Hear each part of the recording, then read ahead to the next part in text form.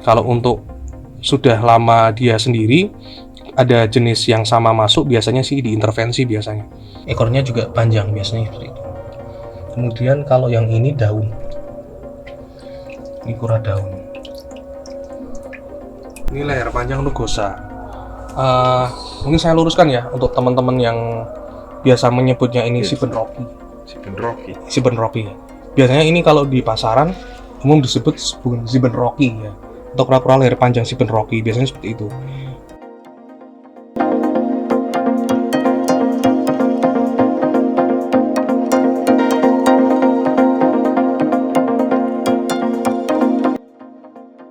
Mas, di sini kan ada banyak penampak nih. Ya. Oke. Ini hasil breeding atau emang anak-anakan yang masih kecil ya, Mas? Sebagian sih hanya kalau yang hasil breeding cuma satu box aja ya. Kalau yang lainnya sih masih kecil-kecil semua. Jadi di sini dikhususkan untuk kura-kura yang masih kecil. Nanti kalau udah besar, biasanya kita pindah ke tempat yang lebih lebar lagi kayak gitu. Nah, untuk jenisnya di sini apa aja nih, Mas? Jenisnya mulai dari yang pojok sini dulu. Ini ada labi-labi pelodiscus ya. Nah, ini bedanya dengan yang tadi. Kalau ini dia lebih kuning ya. Kalau yang tadi Amida itu hitam. Ya, kalau ini kuning, kepalanya juga bersih. Seperti ini. Bukan albino ya. Kalau albino dia lebih putih lagi. Kalau ini kan kuning kehijauan. Jadi salah satu ciri khas dari pelo itu dia hijau kayak gini. Kalau kecilnya pelo itu malah lebih ke hitam malahan. Tapi perutnya dia merah. Ini yang paling kecil nih. Perutnya merah. Tuh. Nanti kalau dia sudah besar, biasanya warnanya hijau. Ini kan masih agak kecoklatan ya. Nanti kalau udah besar dia nanti hijau. Yang masih kecil. Terus yang ini apa nih? Kalau ini Unifilis. Biasanya sih kura badut ya kalau pada nyebut ya. Lucu ya? Lucu. Ini Amerika Latin, dari Amerika Latin. Ada bintik kuningnya. Kalau nama internasionalnya kan Yellow Spotted Turtle. Ini kalau udah besar, dewasa, itu kuningnya hilang.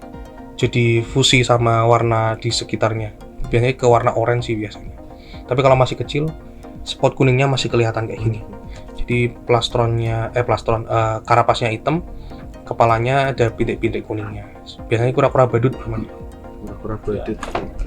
Ini yang paling aktif nih apa ya nih? Betul. Dia kalau misalnya ada orang itu pasti makan itu. Dia hidupnya cuma untuk makan ini. Aktif Ini banget. Cinemis revesi. Jadi satu jenis sama yang tadi Cinemis sinensis ya. Kalau ini revesi. Dia kecilnya juga ekornya panjang. Bawahnya hitam. Ya, bawahnya hitam. Untuk karapasnya dia lebih cerah, coklat cerah. Terus ini hasil breeding kita. Ini hasil breeding sendiri. Ya. Oke. Jenis apa ini? Ambon. Kura-kura Ambon. Di sini ada 4 ekor.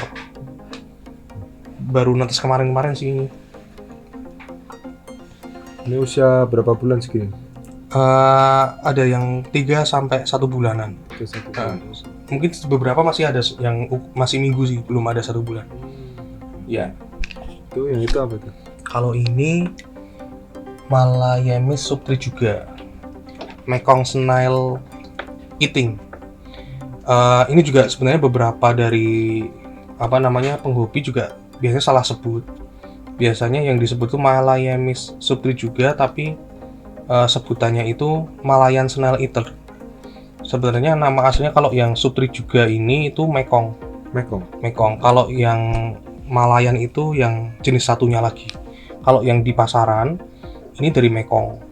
Biasanya dilihat dari ini sih, motif corak dari wajahnya. Jadi dibedakan antara Mekong dengan Malayan.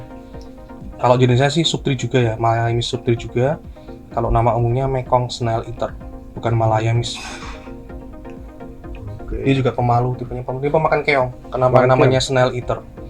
Pemakan keong juga. Jadi keong-keong yang di sawah itu biasanya dipecahin cangkangnya pakai mulutnya. Jadi mulutnya cukup kuat buat pecah cangkang. Kita lanjut. Ini apa ini? Sembunyi kecil ya? Sembunyi. Dia suka sembunyi. Ini Elsia rodini. Ini rodini termasuk spesies baru di tahun 2015. Dedaping juga, sama dengan Skulji yang tadi, tapi beda di warna mata. Jadi matanya kalau Rodini itu dia ada sprinkle bercak-bercak emasnya. Kalau yang Rodini nggak ada. Nggak ada ya? Ya, jadi bedanya di situ. Bawahnya sama tapi ya? Pink, warnanya pink, iya. Dia termasuk dada pink juga. Jadi kalau Rodini ini mata, lebih ke mata sih cara membedain kalau saya. Gitu. Ini datang 2019 kalau nggak salah.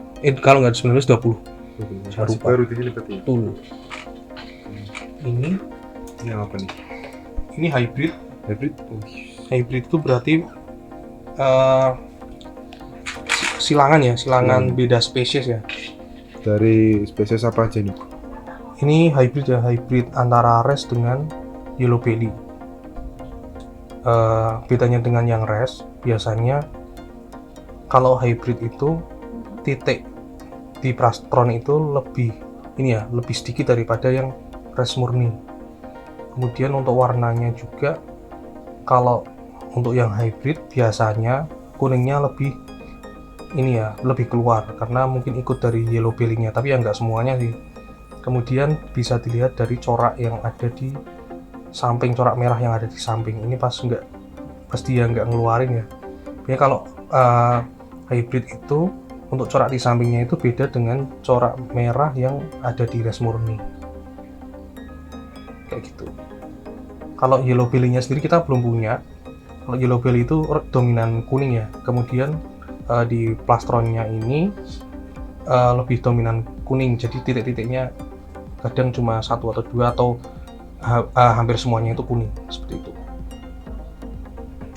Ini untuk yang spesies hybrid ini dapat dari mana ya, Mas? Hybrid sih temen sih. Ada yang Dari memang teman. dia peternak juga sih.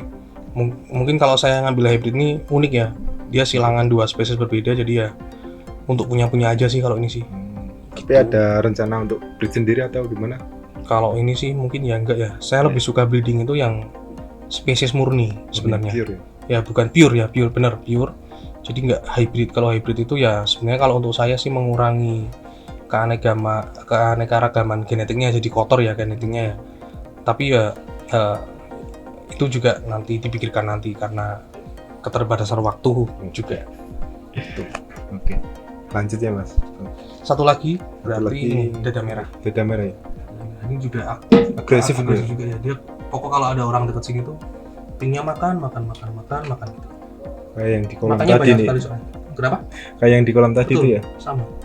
Hampir mirip sih. Ini juga side neck juga. Side neck berarti dia Nyamping ya? ya betul. Pengen. Dia merah sih ya. Dada merah sih seringnya. Dada merah. Tipe pemalu tapi ya, Mas? Sebenarnya sih enggak sih. Oke. Dia kalau dengan manusia sih cukup. Ini juga dipelihara juga gampang juga. Nggak gampang stres juga dia. Jadi mungkin untuk pemula bisa memelihara ini jenis ini. Harganya juga nggak begitu mahal juga, terjangkau juga. Ini kalau ini ada program untuk breed atau Insya Allah gimana? ada. Saya juga pingin untuk breed yang ini, dada merah ini. Karena ya memang dari plastronnya ini bagus ya, merah. Bagus ya. Jarang sekali ya kura-kura yang kayak gini.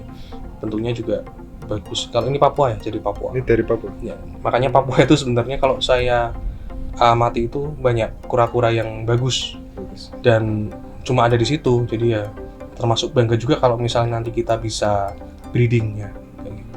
Ikut melestarikan juga ya berarti. Betul. Oke. Terus mungkin itu. Oke. Itu aja.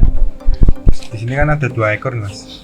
Dua butir. Dua butir berarti belum menetas. Di sini kan ada 2 butir telur nih, Mas. Ya, Ini hasil dari apa ini? ini Ambon. Ambon. Ambon yang tadi itu. Ini ya di sini kita udah nyimpen 2. Yang sisanya tadi udah netes ya tadi ya. Ini untuk waktu menetas itu butuh berapa hari, Mas? Biasanya 65 sampai 70 hari. Lumayan lama ya, Mas. Iya, berarti berapa itu? 2 bulan lebih ya? Iya. 2 bulan lebih. Segitu.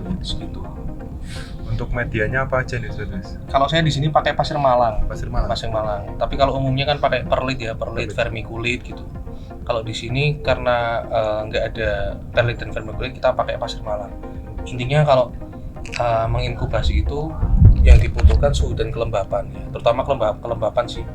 Sebenarnya kalau mau pakai media apapun selama itu masih lembab dan kelembapannya terjaga nggak sampai keluar itu ya Aman ya. aman, nggak bisa tetap jadi untuk inkubasinya. Tapi kita juga melihat walaupun kita media sudah bagus, kelembapan sudah oke, kalau memang dia tidak dibuahi ya nggak akan jadi ya. Jadi misalnya gitu. Yang di sini usia berapa hari berarti Mas? Kalau di sini ada 2, ada yang mungkin sebulan. Ini kalau ini sebulan lagi mau netes. Beda ya warnanya? Beda. Kalau ini baru 1 bulanan. Nggak ada 1 bulan, ini belum ada 1 bulan. Mungkin ini 2 sampai 3 minggu.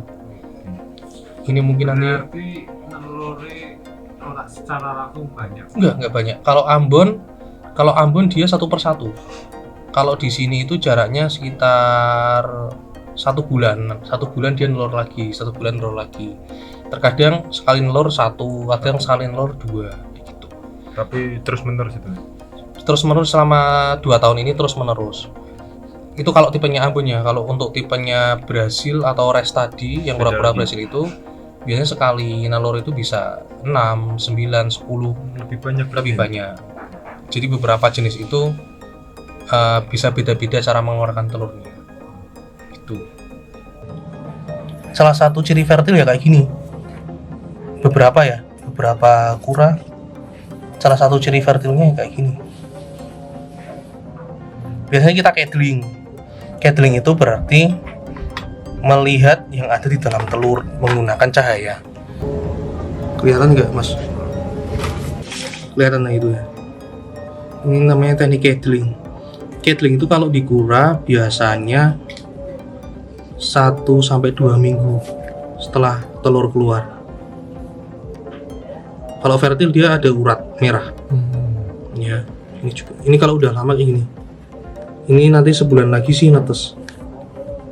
Nanti kalau pas goki itu kura-kuranya gerak di dalamnya, embrionya.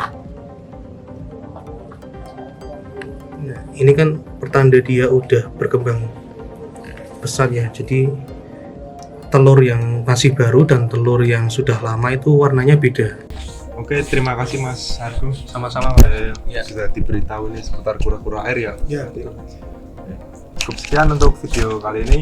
Jangan lupa like, komen ya, subscribe juga jangan lupa. Thank you.